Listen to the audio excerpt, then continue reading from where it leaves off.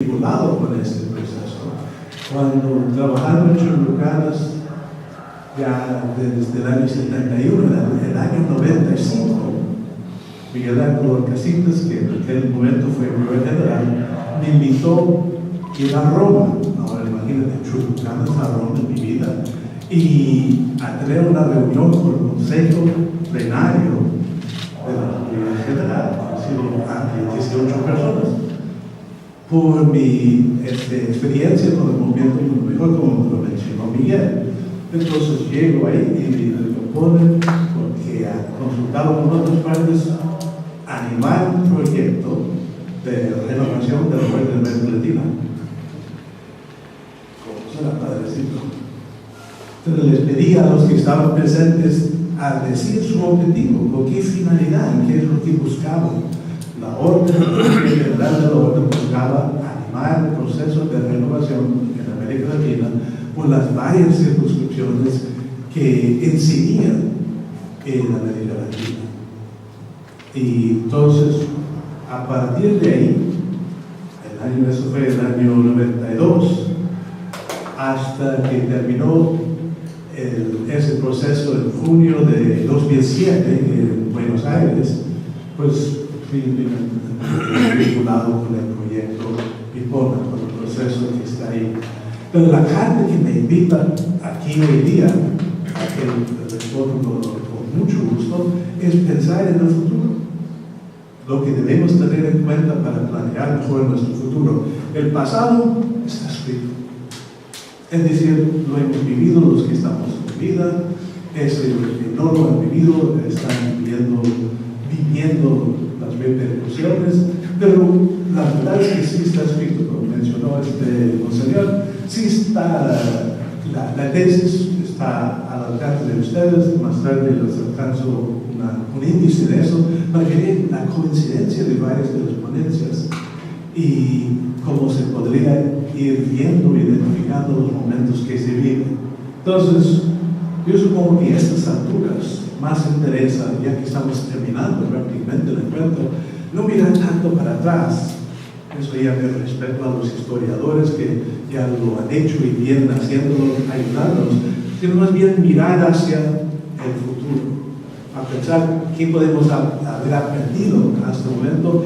Y mis sueños, comparto con Miguel, para un futuro distinto. No he podido estar para la ponencia de Víctor, de los sueños que tenemos mirando hacia un futuro distinto, basándonos en el pasado, pero estamos viviendo este momento. Es un único momento que nos ha dado el Señor. Entonces, este es el momento que nos ha dado, nos invita. Mi especialidad, más que todo, es metodología pastoral. El campo de trabajo es justamente el método prospectivo, que nos intenta situar en un futuro diverso, un futuro deseado, pensamos por Dios, ciertamente por nosotros, a veces coinciden esos dos, no muchas veces, pero un futuro que nos atrae tanto, que estamos dispuestos a dejar de lado lo que existe, la seguridad del momento, de repetir esta acción, porque ya lo vengo haciendo, estar dispuesto a dejar de lado que estoy insatisfecho, y pienso que Dios no está satisfecho con lo que hay, con este momento, dispuesto a trabajar para algo distinto, algo mejor. Entonces es la metodología que subyace al proyecto y el proceso que se identifica por Pipona, casi Pipona, donde se escribió entre todos el proyecto. Entonces, la metodología, habiendo dicho eso, lo que quisiera hacer paradójicamente es mirar para atrás. No comenzar con el futuro, sino comenzar con otro momento. No comenzar con el año 93, con Ocoto. ¿Cuántos han estado presentes en el año 93 con Ocoto? Algunos vivos. Imagínate sobrevivir en 3, 4. Entonces, este momento ha sido considerado en aquel entonces como un tipo de persecución. Yo me acuerdo, habiendo terminado la misa de clausura, salimos del patio y parecía un arco iris. Como que Dios nos estaba hablando, diciendo algo que a lo mejor convendría comenzar el proceso para renovar nuestra presencia como agustinos en América Latina. Eso fue el propósito. Y ahí se comenzó una etapa previa. Entonces, no pretendo mirar a él. Si quieren, pueden leerlo. Ahí está escrito bajo la guía de Miguel Ángel Keller, que fue mi director, a él la culpa de tesis. Entonces, ahí están los datos. Pero para no entrar en los datos, más bien entrar en el sueño, en lo que se buscaba y se busca todavía, quisiera volver más atrás todavía, 16 siglos más atrás. No sé si alguien ha estado vivo en el tiempo. Probablemente no, pero ahí es cuando Agustín se trazo ahí en la Basílica de la Paz, donde me he sentado reflexionando justamente sobre exactamente eso durante varios tiempos, porque ahí está todavía el icono, donde ha sido ya, bueno, prácticamente 71 años de edad, mayor que yo, que tengo 68, menor que tú todavía, por ahí va. Pero y el hombre que tenía derecho a estar cansado, porque así, si él cansado, imagínate la pobre gente, que lo ha aguantado de mismo todavía en 28 años, la misma prédica, cambio de disco, muchacho. Ahí, él animando a la gente, haciéndole recordar a qué ha venido. No a comer helado, sino a buscar el reino de Dios.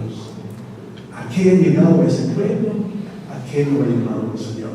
A recordarles. Entonces, les alcanzo por ahí, si me ayudan. Tengo transcrito lo que dijo Agustín, porque le pedí grabadores. Ahí está la prédica, y son dos. Predicado del año 425 y poco después el segundo sermón en 426. No lo tienen que leer ahí, porque lo pueden leer en la hoja. Ahí está, 375, pronunciado más o menos en ese fecha, 18 de diciembre. Y luego el siguiente está más o menos la fiesta de Petería. Entonces, lo que quisiera pedir al favor de leer ahí un ratito personalmente, a leerlo si tú ahí en ese tiempo.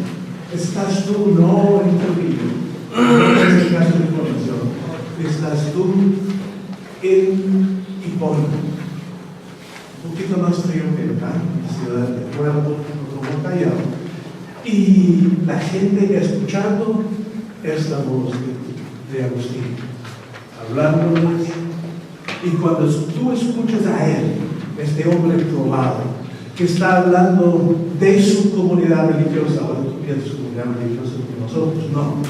Comunidad religiosa significa este hombre que ya había vivido varias experiencias de comunidad, mixto, de varones nomás, con gente que iba a su casa, con los que vivían juntos a él. Entonces, comunidad religiosa no como nosotros lo entendemos sin imaginar, no fundó San Agustín. El rey se dedicó a promover el estilo de vida del Evangelio. Era enamorado de Hechos capítulo 2, Hechos capítulo 4, eso es lo que predica, porque lo vive y lo intenta vivir. Tú estás escuchando, te está hablando a ti. ¿Qué es lo que te entusiasma de lo que él dice? Velo ahí un ratito.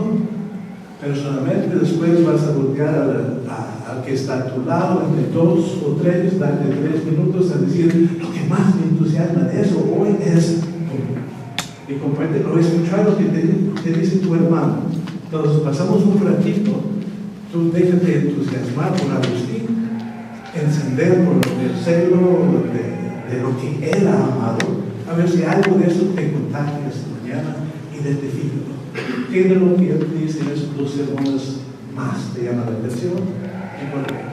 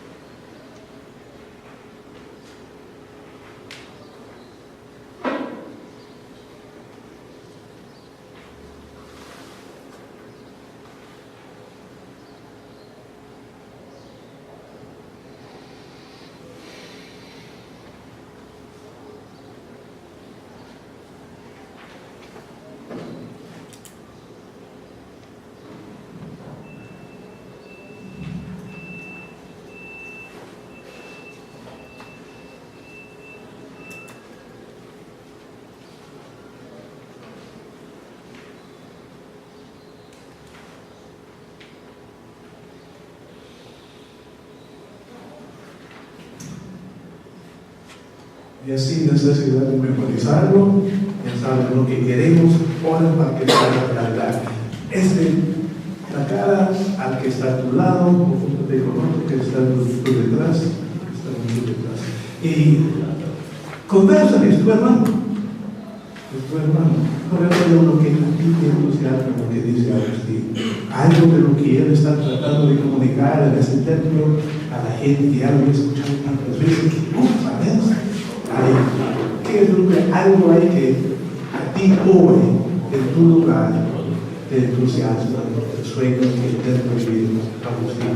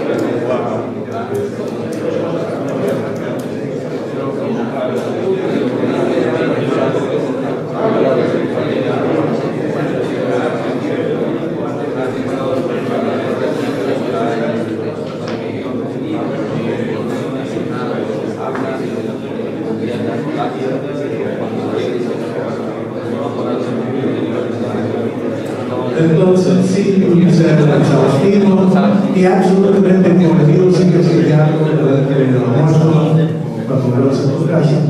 Pero este momento, hay algo que te entusiasma, algo que dice Agustín que me prende el fuego, algo en mi corazón, sí, eso sí. A ver, alguien que quiere compartir 2 o 3 palabras.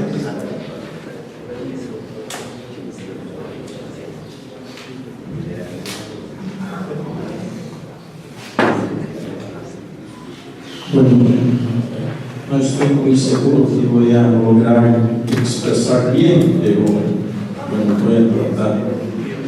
Yo estaba hablando ahora aquí con mis hermanos que hoy por la mañana, desde que empezamos a escuchar el Padre Miguel, pienso que ahora estamos poniendo nuestros pies en la tierra, con todo el respeto a los hermanos que habían exponido antes, pero hoy por la mañana se empieza a comprender bien, ¿no? Entonces, a mí me pasa la idea que a veces nosotros olvidamos nuestra propia espiritualidad. Tal vez por el hecho de la historia, ¿no?, que estamos viviendo, la iglesia, porque algunos se olvidan la identidad, ¿no?, de sermos agustinos. Y a mí me escuchar el Padre Miguel Fuertes, el Padre Joaquín, y creo que a ti igual, la experiencia parte de uno, ¿no?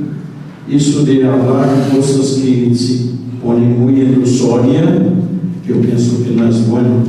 Y a veces escuchamos hoy, desde ayer estábamos escuchando muchas cosas, pero muchas cosas ilusorias, no muy así que no se alcanza, ¿no? Pero cuando se escucha un hermano hablando de su propia personalidad, de su propia experiencia, de su espiritualidad agustiniana, bueno, pues uno se llena. Entonces yo hablaba que a mí me impacta que tenemos que recuperar esta frase, ¿no? Los creyentes tenían una sola alma y un solo corazón. Cuando nosotros hablamos con el corazón, creo que eso sí llega a la gente. Si no, vamos a estar solamente de ministros de la iglesia, pero no como agustinos. Muchas gracias. Ahí está. También quisiera resaltar 2 puntos que me llamó la atención. En el primer sermón dice: nada traje, vine a esta iglesia con una sola ropa. Pero Jesús no trajo nada, pero llevó todo. Se llevó a Jesús, a Agustín, y también en el sermón siguiente lo menciona mucho, que lo que Agustín es por misericordia de Dios. Y recuerdo la frase del Papa: la misericordia ante la miseria humana, ¿no? Entonces, me llama eso la atención. Gracias. Nuestra única gran herencia, una hija. No, Dios. Ningún bien más grande que eso, dice Agustín. Obviamente está en otro mundo que no tiene electricidad. Que no nos dejara mi papá un buen regalo. A mí lo que más me llamó la atención cuando dice San Agustín en el primer sermón, citado de San Pablo: sean imitadores míos como yo soy imitador de Cristo. Y luego él dice que lo que se dedicó fue en la huerta que Valerio le regaló a buscar a otros. O sea, no había una preocupación por si tenemos más o menos vocaciones, sino por imitar más o menos a Cristo. O sea, el propósito era otro. Tú no eres como todo vocacional, ¿no? Entonces el entusiasmo no es el ser enamorar gente del Hijo ideal y Agustín, ser imitadores de mí como yo soy de Cristo. Cristo que dio todo por los demás, que nos dejó herencia más valiosa. Más o menos, ¿alguien más? Nosotros hemos comentado esa frase de Dios como único matrimonio, pero también la última.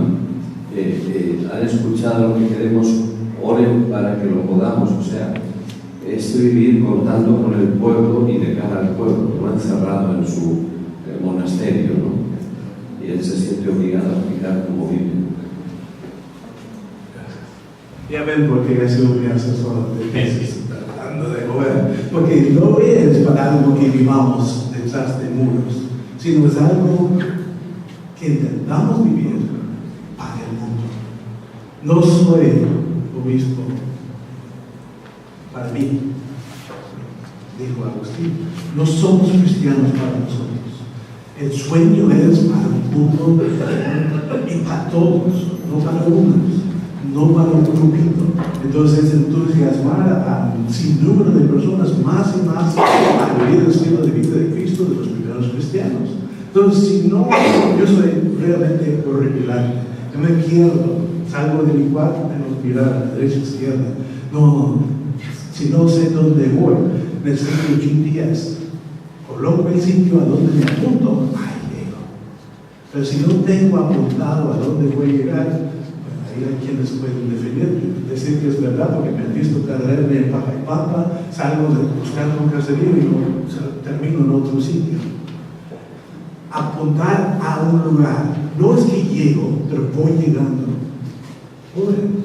Para que podamos ir cientos hasta estar. Y es toda la vida, no es un proyecto escrito, es un proceso vivido. Y si algo aprendemos de la historia, son tradiciones y costumbres que nos pueden ayudar a no instalarnos, sino a desinstalarnos y estar en camino a un mundo mejor. No porque yo estoy no es que yo esté somos agustinos, somos cristianos para los demás. A tener en cuenta el que menos, el que no está incluido, el que no está satisfecho. Aunque yo tengo derecho de estar muy satisfecho porque hay quien me da la ropa, quien me cocina el almuerzo. No, estar insatisfecho porque no estamos todavía en el reino que busca el Señor. Más o menos, es un ejercicio. La idea es no quedarnos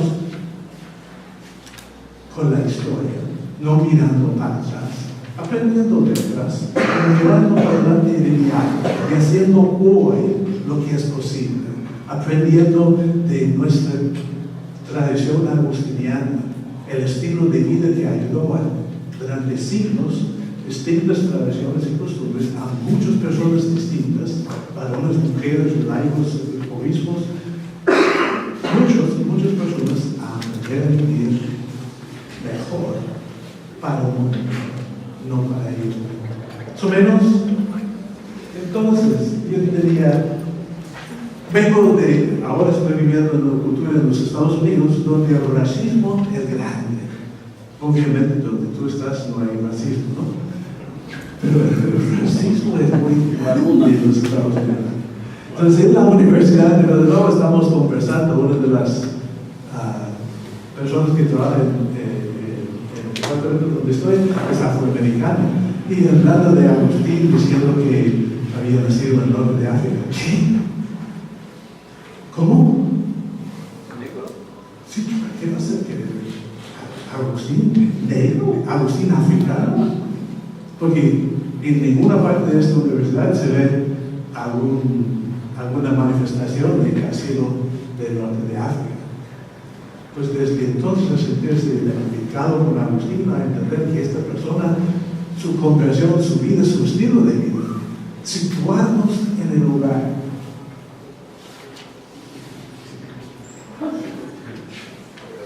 ¿Esta es la imagen que queremos proyectar?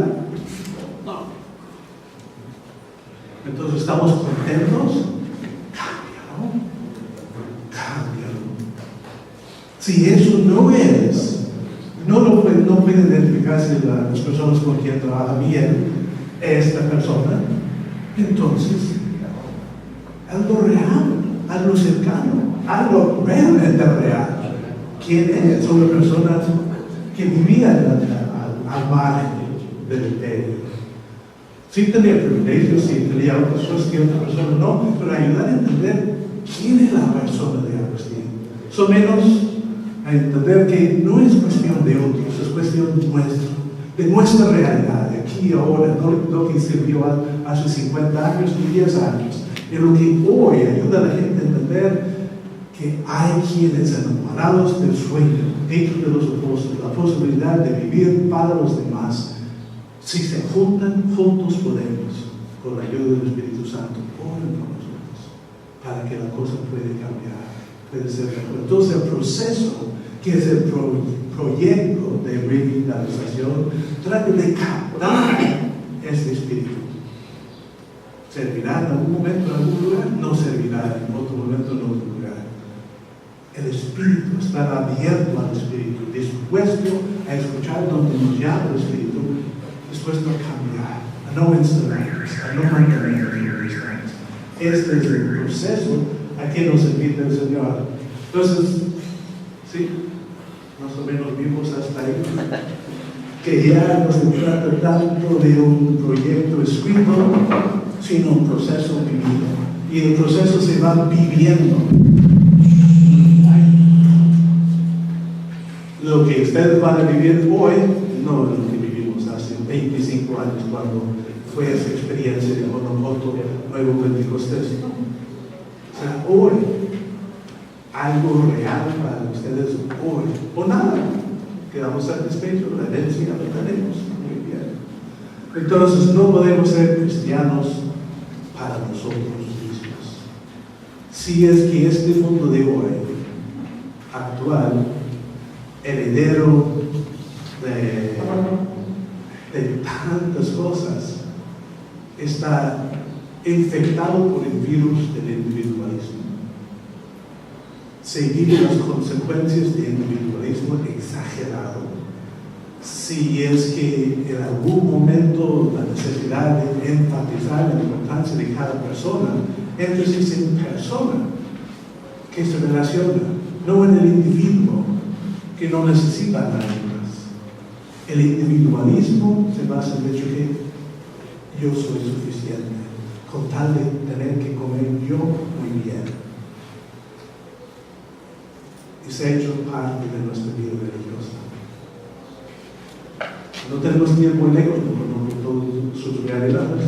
A lo mejor los conocía antes, pero no los conozco hoy. ¿Y cuántos mesías no tenemos en casa? ¿Cuántos salvadores que lo puedo hacer yo, lo tengo que hacer yo? Que lo que atrae es la persona y no es Cristo. El individualismo religioso. Que el nuevo barco tiene que derrumbar todo lo anterior para él mismo. Lo que decía el Gregorio, la falta de trabajo en equipo, de reconocer que yo solo no. Yo necesito a los demás y los demás me necesitan a mí. Entonces, el gran problema que nos afecta todavía de alguna intensidad a otra, el individualismo y la importancia de dar la contra, no con una sociedad